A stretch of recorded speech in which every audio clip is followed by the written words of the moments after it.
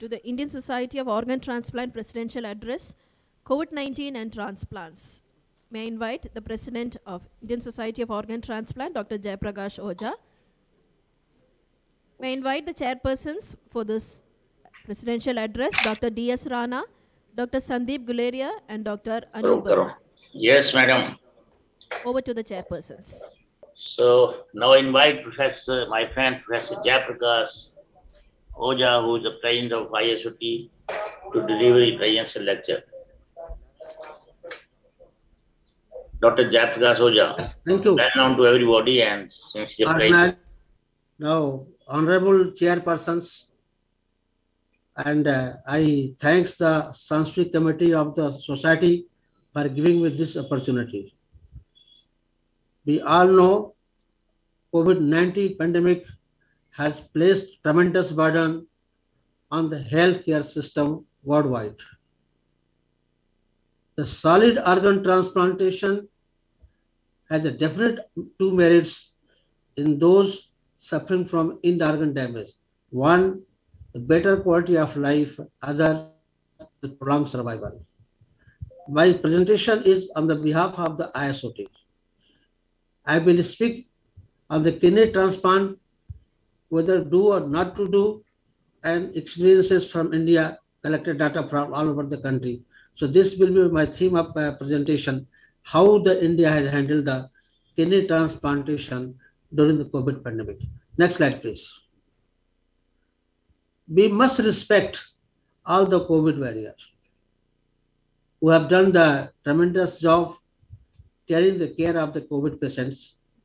But few of them, like Dr. Wadhavan, Dr. Kar, Balaji Prasad, maybe some other whose picture is not available with me, they acquired infection in the ward and unfortunately they lost their life.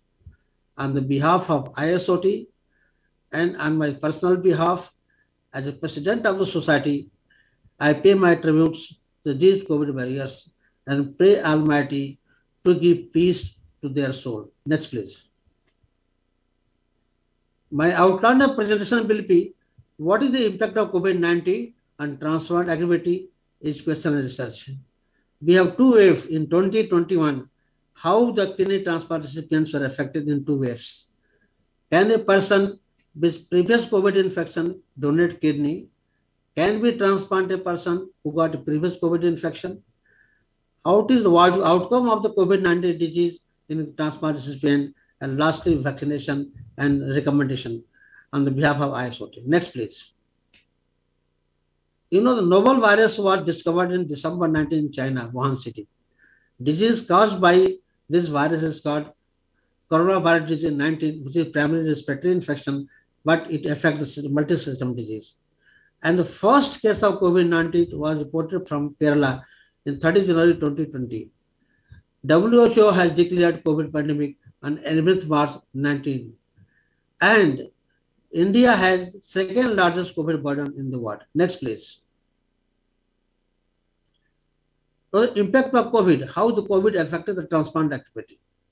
It not only affected the outpatient, inpatient, number of transplant, procedure involved in the transplantation. You can see on the projection on this side in 20, in comparison to 219, the drastic reduction in the total transplant activity.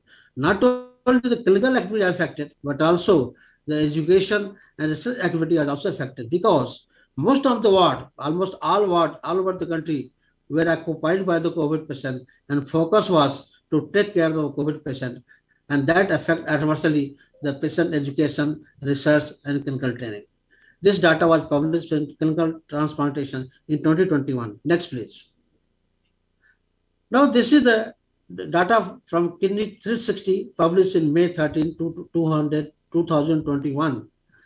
And they data from 204 centers from 16 countries. And what they have shown, there is a decreased transplant activity and increased waiting list time. The 75 centers, 75% responding center, they have hold the kidney transplantation in the COVID period during 2020. And around 61% drop in the clinical kidney transplant activity in USA and around 90% drop in the kidney transplant activity in France. Next, please. Next, please. Next slide, please. Yes. Now, this is the organ-wise transplant activity. Can you increase the size of slide full screen? This is the organ-wise transplant activity from 22 countries, from the United Kingdom, US, France, Germany, Italy, and they have shown the decrease in the transplant activity organ-wise. Overall, organ transplant activity was decreased by around 16%. And look at the data. The most affected is the kidney transplant activity. And overall, among the organ transplantation, the most prominent organ being transplanted kidney. Likewise, 15%, 10% decrease in liver, 50% decrease in lungs, and 5% decrease in across all 22 countries during the 2020, May-June 2020. So not only India has even worldwide, the kidney transplant activity has decreased because of the COVID pandemic. Next, please. Next, please. Now, this is during the first and second wave, how the kidney transplant recipient differs. Now, this is Indian data, retrospective analysis. We have 259 patients, 157 in the first wave and 102 in the second wave. We can see very clearly in the second wave, there is an inclusion of the pediatric patients. Patient comorbidity was higher. Mucormycosis were rarely reported, around 10%. ICU admission was higher, 37%. During the first wave, hydroxychloroquine and tocilizumab, second wave, dexamethasone, remdesivir were used.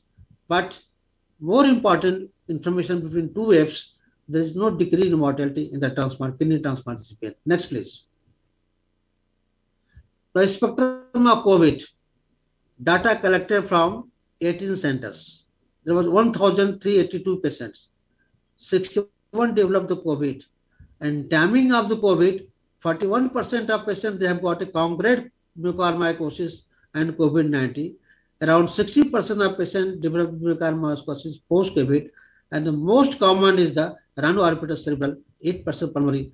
But these persons, kidney transplant recipient with COVID-19 infection has got a higher mortality in contrast to those who do not have the mucormycosis. We have seen mortality in kidney transplant recipient around 10%, but with mucormycosis is very high, and the elderly age, severity of COVID infection, diabetes mellitus, they were the risk factors for increasing mortality in transplant recipient with COVID infection. Next, please. Then I have already said it, despite some differences in clinical spectrum of the COVID-19, in first and second wave, no difference in mortality in kidney transplant recipient during two waves. This is encouraging. Next slide, please. Now, we cannot hold the transplantation for the indefinite period. Then, NOTO guideline was published regarding the reference to COVID. What is the important general precaution? The ensure safety measures and safety protocol to minimize the risk of infection. Safety of the healthcare professional is at most importance. They include doctors, nurses, paramedical staff, transplant coordinators, drivers.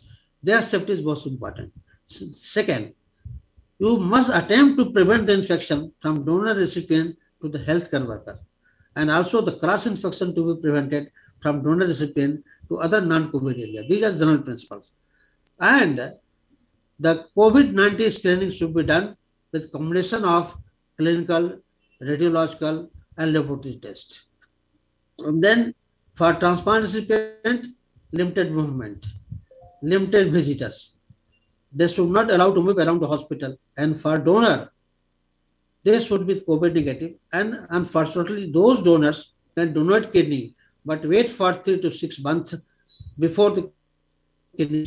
So it is possible to attempt transplantation during the COVID pandemic, keeping all these essential precautions with respect to the healthcare worker donor and recipient. Next, please.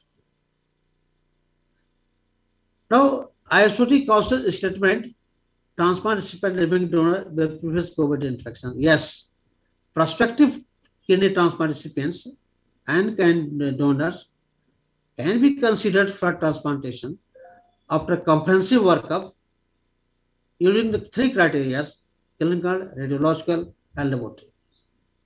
They should have a 2 negative consecutive PCR and 1 PCR negative 42 hours or 72 hours prior to surgery. The normal CT chest will provide additional safety measures, but depending upon their immune status, you can use the usual dose of immunosuppression and induction therapy. This is the broad consciousness about the ISOT for the COVID patient who have got COVID infection. They can be transplanted, taking these guidelines in consideration. Next, please. Now, is it safe to take a kidney from a living donor who recovered from COVID-19? Yes. Now, studies are encouraging by this study. This is the cohort study, data collected from 19 centers of the country. We did 31 kidney transplantations from donor who recovered from COVID-19. Now, age was 40 years. All managed at home, none require hospital admission. And the outcome, 100% graft survival, patient survival, and recipient survival. Acute rejection rate, 6.4%. It is not bad. It is similar to the non-COVID era. And at 44 days follow-up transplant, the recipient and donor were asymptomatic and have got normal kidney function. This study gives the encouraging results. The study is very small, follow-up is short. Despite these limitations, this study giving encouraging results. Yes, one can donate kidney who recovered from the COVID infection, taking all this precaution. Next, please. Similarly, can we do transplantation in the recipient who recovered from COVID-19? It is a retrospective study, data collected from 22 centers of India, and we did 75 recipients who recovered from COVID-19. If you look at their symptoms, that's just 9%. 23% were asymptomatic and mild infection 8%. What we did, 2 negative RT-PCR and 1 RT-PCR negative prior to surgery, preferably 48 to 72 hours.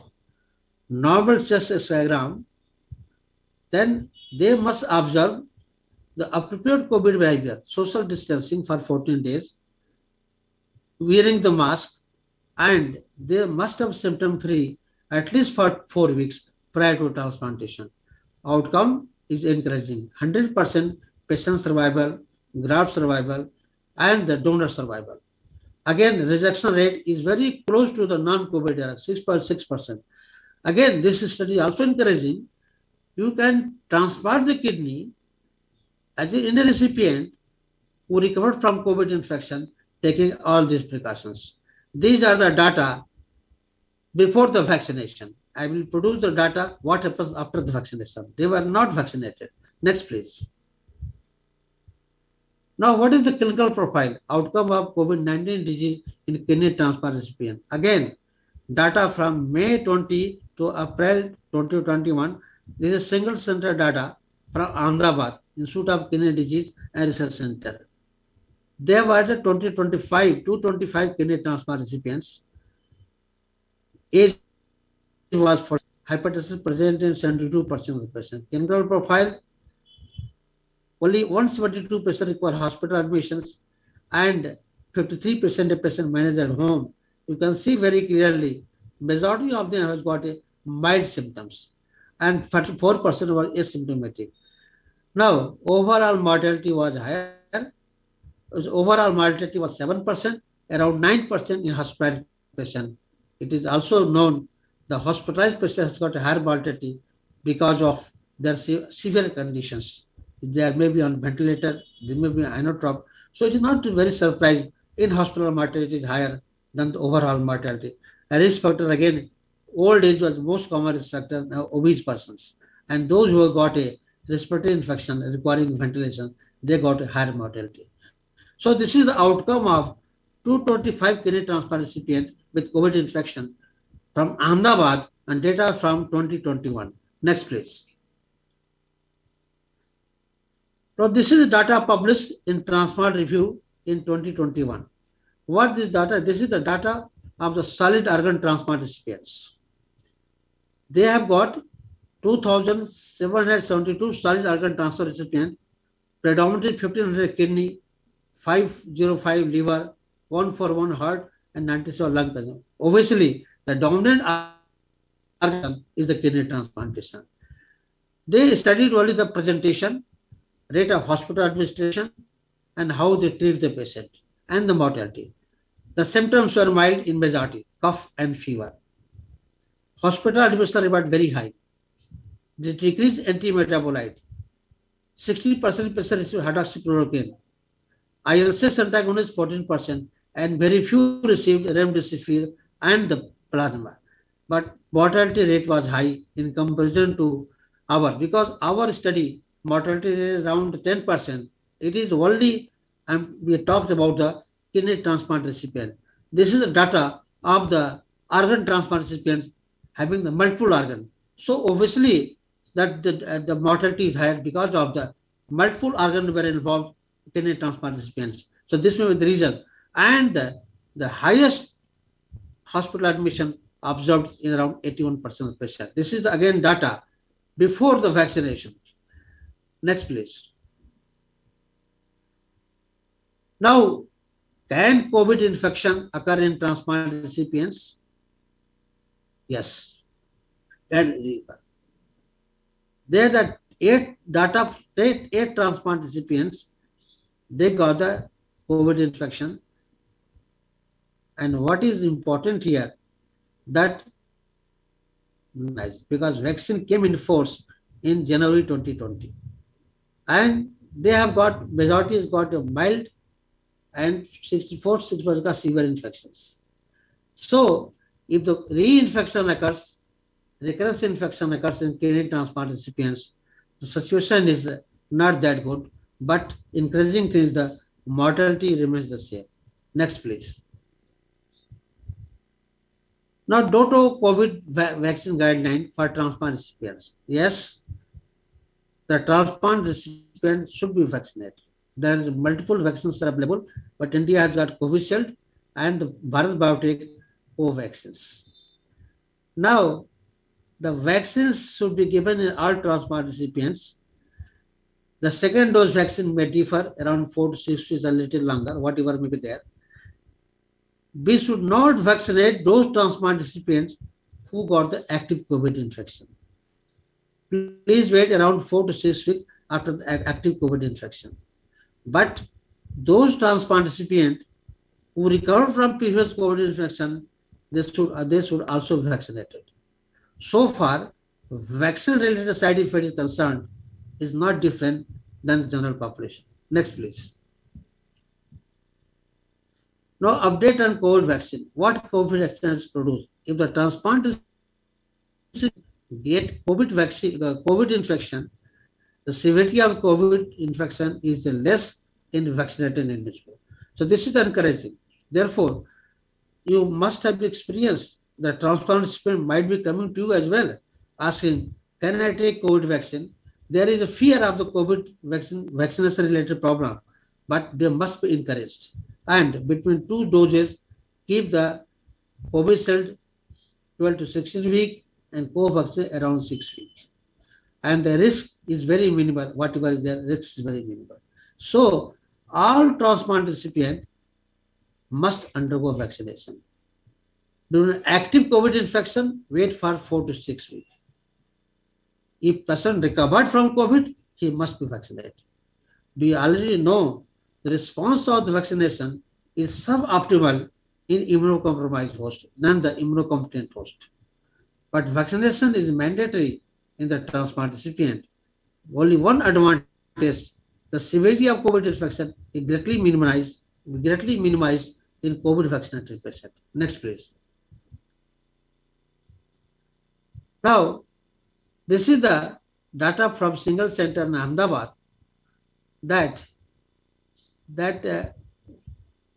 COVID can occur even after the vaccination. An important message from this: there are 4 case reports. Now, 2 patients has got a 2 vaccine, and 2 patients has got a single dose of vaccination.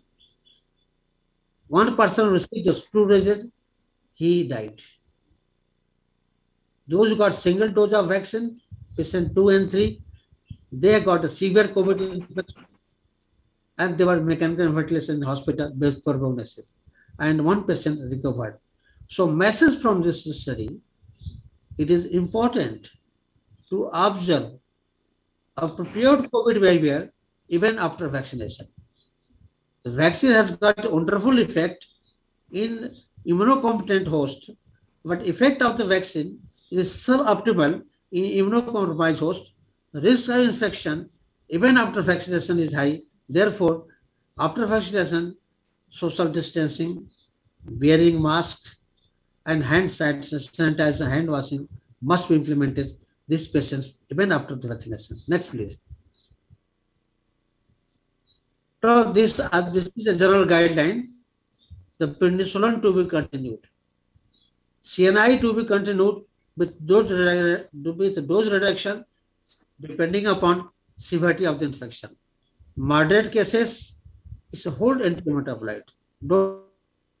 In the mild infection, you can decrease antimetabolite like mycophenolate.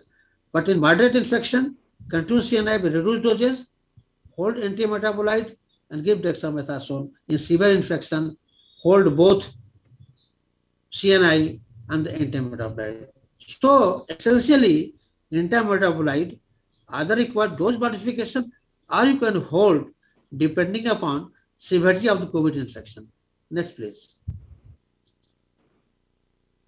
Now, this is my final slide, what we have learned from the experience from India. See that decision seems to be appropriate to continue the transplantation. Because if you don't transplant, delaying the transplantation has got a other side problem, especially the patient of renal disease on transplant. If they get COVID, mortality goes up to 20%. Waitlist time will increase. And there is waitlist related morbidity and mortality. What is more important in the recipient, the risk of the exposure to COVID, because initial month they are at the heavy immunosuppression. The transplant center should weigh risk and benefit.